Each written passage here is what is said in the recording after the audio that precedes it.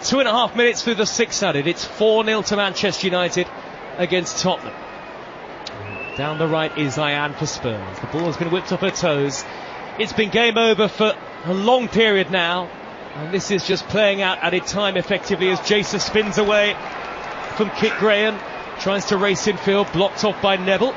Good work by Neville defensively there. Neville's been left exposed on many an occasion across the course of the game, particularly in the second half today. Yeah, I think again that's to do with the midfielded position, and then actually in the second half, because she's then tried to get higher to add to the attack, she's had to do a lot of work to try and get back and defend, as Manchester United have got three down the left hand side. Manchester United fans getting increasingly ready to celebrate now. Halfway through added time, it's been that way for some minutes as Nelson has played it across the left back position and Blundell.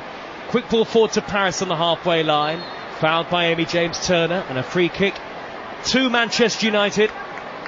Don't underestimate what this means to the team that are going to win the cup final. Only existed since the start of 2018-2019, quickly reached the WSL, FA Cup heartache last year. This year it's been very different indeed. Mallard, far side the right, back it goes to Zellan. 2 minutes to go now, 2 minutes between Manchester United and the greatest moment in the history, the short history that it is, of the club so far. And Mark Skinner, or can he try and enjoy the last 90 seconds? Surely he will. I hope so, for Mark's sake, because look, it's been a real tough season for Manchester United. Obviously been a lot of critics because of where they potentially look like they're going to finish in the league. So, you know, he deserves to have that moment. It's been a wonderful performance from his team. And here we are at Wembley Stadium, 76,000 plus in here today, just over a decade on.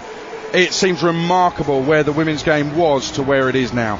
Yeah, it's incredible, and for me, coming down here to work, whether it's been on the Women's FA Cup or the Euros, I still pinch myself in that sense. I can't quite believe where the game has gone, where it's got to, and that's testament to players before that have pushed it to where it is, and the players now that are really pushing on, and long may it continue. The growth has been incredible, and there's certainly a lot more to come from the women's game. I think the worry was after the Euros when England won it and everything was on a high. It was a wonderful summer as well. Will that momentum continue? And possibly you could say there's been a drop off, and some crowds in the WSL have been surprisingly low. But I think generally we would say that yes, the momentum has been continued. And when you see these are two of the non-big three teams, if you like, and I know it's weird saying that because it's Man United and Spurs who in the men's game are traditionally huge, but in the women's game they're not traditionally huge, and yet we've got a massive crowd here at Wembley to see this final.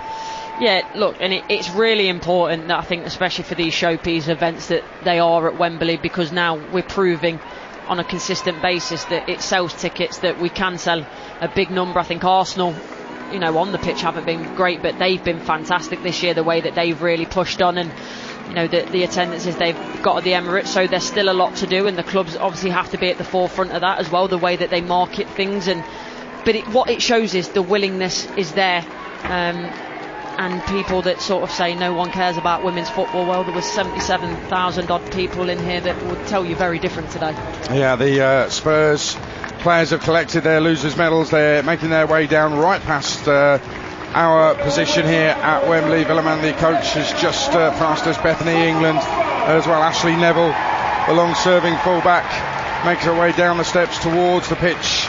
Again, someone who had that mind-blowing, literally, goal line clearance in the first half, and then slid into oblivion as Ella Toon tricked her and put it into the top corner. On AM, on DAB, via the talkSPORT app and on your smart speaker. talkSPORT.